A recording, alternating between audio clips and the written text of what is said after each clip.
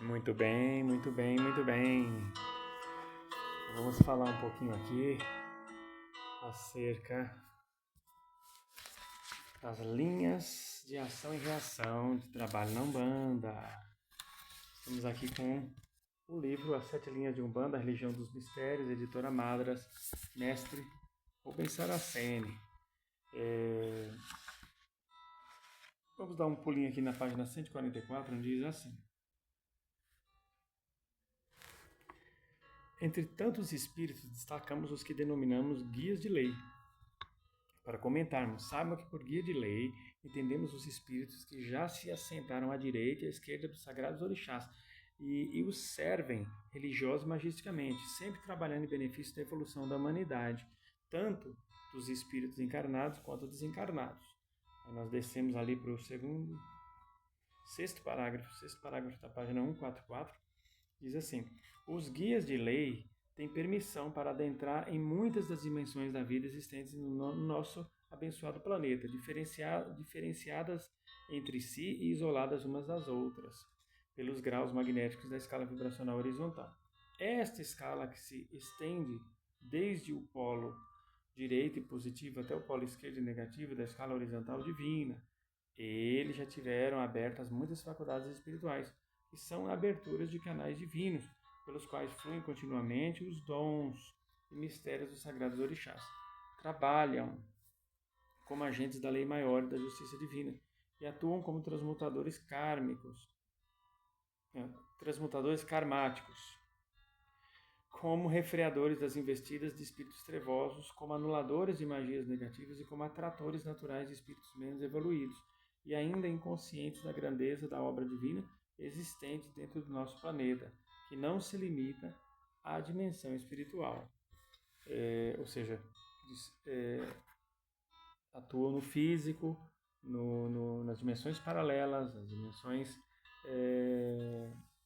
em outras dimensões também extraplanetárias, dependendo da entidade. O que podemos entender disso? Nós falamos muito da esquerda aqui, e que os Exus coroados são pessoas como eu e você, que evoluíram a tal ponto de se tornarem Exus, e devido ao o orixá predominante de suas coroas, eles foram levados à esquerda do trono desse orixá predominante, da coroa do Exu, e ali foram iniciados, ungidos, ordenados Exus daquela legião. Com os tarefeiros de direita não é diferente. Tá? Um baiano, por exemplo, você vê lá incorporado o Zé Baiano é uma falange, que tem esse nome, esse arquétipo, Zé Baiano. Mas são vários os Zés baianos daquela falange. Assim como os milhares de Zés pilintras, de Marias baianas, de João do Coco, Caboclo Sete Flechas, Caboclo Sete Pedreiras, Boiadeiro Chapéu de Couro. Não existe aquela entidade em si. Eu lembro que uma vez eu cheguei, são várias, de uma falange que leva aquele nome. Eu lembro que uma vez eu cheguei num terreiro, eu falei assim, eu quero falar com o pai Martim, era gíria de Marujo. Eu quero falar com o pai Martim. Aí uma mulher olhou e falou, qual deles? Aí eu falei, como qual deles? O pai Martim, era bem novo ainda. Ela falou, aquele São Martim. Aí devia ter uns 20 metros no terreiro, tinha uns 5 incorporados no pai Martim. Aí você pode dizer, qual deles é o verdadeiro? Todos são verdadeiros, porque pai Martim também é uma falange. Então, não se iluda achando que você recebe o pai Martim, o Zé do Coco, o Caboclo Sete Flechas, porque são grupos de espíritos ungidos à direita, nesse caso dos tarefeiros, à direita dos sete tronos da vida. Eu recebo o cigano Olavo. Então, você não recebe o cigano Olavo, você recebe um dos ciganos da falange cigano Olavo. Vai acostumando com essa ideia. Tá? Vai acostumando com essa ideia. É claro que tem entidade ou outra que ela, por exemplo, a vovó Vera Lúcia, não é uma falange vovó Vera Lúcia. A vovó Vera Lúcia é uma entidade chamada vovó Vera Lúcia. Ela, durante muito tempo, ela trabalhou numa falange de presos velhos chamada Mãe Preta de Aruanda. A falange Mãe Preta de Aruanda. E ela vinha como uma entidade chamada Mãe Preta. Com o passar do tempo, ela falou, eu vou vir agora carreira solo, digamos assim. Meu nome é Vovó Vera Lúcia. Podem me chamar de Vovó Vera Lúcia. Ela deve trabalhar ainda em algum lugar com esse nome, Mãe Preta, ou Mãe Preta de Aruanda. Porém,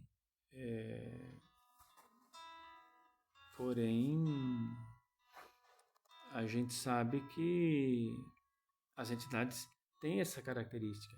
Então, quando fala assim, as linhas de trabalho, que eu cito aqui, as linhas de ação e reação dos trabalhos da Umbanda, essas entidades, elas agem e reagem. Elas também, elas estão dentro da...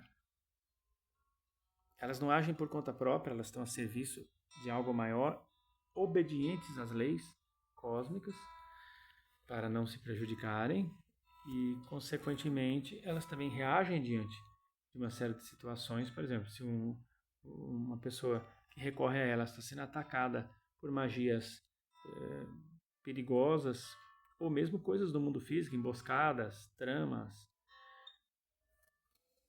essa entidade ela vai consultar o eu superior da pessoa que ela quer ajudar, e o eu superior vai dar autorização para ela acessar a ficha kármica daquela pessoa e ver até que ponto ela tem que passar por aquilo, ou de que jeito passar por aquilo, e se há atenuantes. Dentro de todo esse contexto, a entidade vai ver a possibilidade, junto com os companheiros espirituais, de ajudar aquela pessoa. Entendeu? Ajudar da melhor maneira. O ideal mesmo é quando eles tentam, mesmo que seja karma daquela pessoa, eles tentam transmutar aquele karma para que a pessoa pague através da caridade. Porém, para a pessoa pagar através da caridade, ela tem que ter noção de que se paga o mal com o bem, noção de que ela é um espírito endividado, que está aqui para quitar certos débitos. Porque tem muita gente que não se vê como um espírito endividado e muito menos crê na reencarnação. Então, são dois fatores: acreditar na culpabilidade do espírito e na reencarnação. Aquele que não crê na reencarnação é um pouco difícil acreditar na culpabilidade, porque ele vai sempre alegar que leva uma vida correta nessa vida e que não tem outra para puxar. E tem outras, com um monte de S, outras. Mas a gente ainda tem essa resistência até meio dentro do meio umbandista de pessoa aceitar a reencarnação. Eu não culpo o umbandista por isso, porque durante muito tempo não se falou dessas coisas na Umbanda. Até hoje tem terreiros que ensinam muito pouco para os seus filhos, é mais a coisa na prática, e até hoje tem terreiro que ainda desenvolve os seus filhos jogando a pessoa na roda, e tem na incorporação e na vidência essas praticamente as duas principais mediunidades. Entendeu? E se o médium não for vidente ou médium de incorporação, não tem muito o que ele fazer na Umbanda ali, a não ser ajudar numa coisa ou noutra. Então, essa é uma visão limitada da Umbanda. A Umbanda tem espaço para todo tipo de mediunidade, porque tem muito que se fazer num centro, seja um centro, um terreiro, uma mesa branca, uma mesa de Umbanda, o que for, um espaço que se denomina como Umbanda, independente de ser terreiro de gira, tem muito que se fazer. Então, todos podem ajudar de uma forma ou de outra. Mas durante muito tempo as pessoas meio que se sentiam um peixe fora d'água, e também não se falava em reencarnação, não se falava em nada, não se ensinava o porquê da cor das velas. Eu fui uma vez com um amigo comprar vela numa casa de Umbanda, e ele descobriu que tinha uma casa de Umbanda que estava vendendo vela num preço muito bacana, e fomos lá, numa cidade, ficava ali entre São Paulo e Mogi das Cruzes, eu não lembro o nome da cidade. E quando chegamos lá, perguntamos, né, as cores das velas. Ela falou: tem algumas dessas aí, outras não tem não. Aí eram duas sócias, eram duas irmãs, enfim, ainda sem sócias. Eu lembro que uma delas, já de idade, falou assim: a gente vende essas velas coloridas só porque a fábrica traz e porque as pessoas procuram. Mas a vela tem que ser branca. Vela branca, não tem esse negócio de vela colorida. Vela colorida para quê? A mulher falou: não tem serventia de nada essa vela colorida. A vela é branca, o poder da vela. Aí a gente respeitou o discurso dela lá, mas lógico, discordando, né? E na época eu decidi nem falar nada, para algumas pessoas não adianta nem falar nada. A vontade que dá de falar, né? Então a senhora vai estudar, né? Vai estudar, que você tem muito que aprender ainda. A vontade que dá é falar, mas adianta. Você já pôs na cabeça que aquela crença limitante Não vai.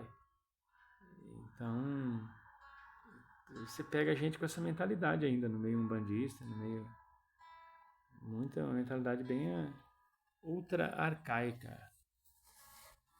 Mas é isso, gente. Os tarefeiros de Umbanda, as entidades estão aí para nos ajudar. São espíritos de luz e que estão a serviço do bem. Aproveite a egrégora, conheça cada vez mais, se aproxime, cada vez mais se familiarize com as entidades e você só tem a ganhar. Tá bom? Que Jesus, Maria e José lhe abençoe na unidade do Espírito Santo, com muita paz e muita luz, axé e proteção. Que assim seja. Que assim seja.